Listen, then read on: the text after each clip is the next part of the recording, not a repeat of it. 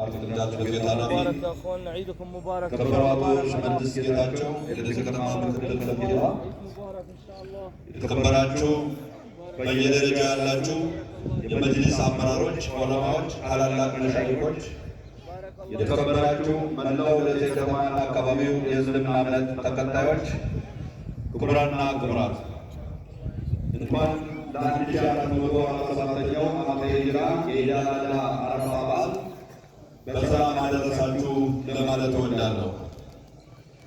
የአረፋ በዓል እንደ እምነቱ አስተምህሮ ታላላቅ ትምህርቶችና እሴቶች አሉት።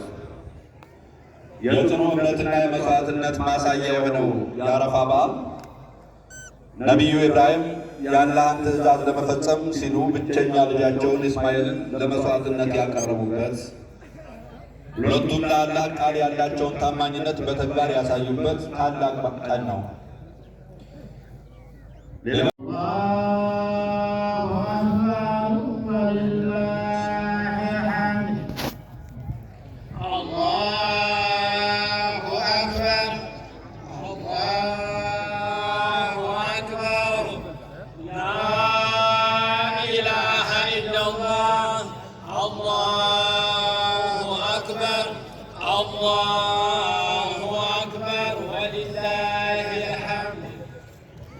ከየስቴዲየሙ መግቢያ የሚመጡ ወንድሞችን ኢንሻአላህ ወደ መሃል እንዲያልፉ አድርጓቸው። አስተባባሪዎች መንገዱን ከፈት እያደረጋችሁ መሃል ላይ ያለችውን ቦታ ሞልተን ስለሆነ ወደ ዳር መውጣት ያለብን በሁሉም የስቴዲየሙ መግቢያ በሮች የሚመጡ ወንድሞችን ወደ ስቴዲየሙ የመሃል ክፍል እንድታስገቧቸው አስተባባሪዎች እናሳስባለን።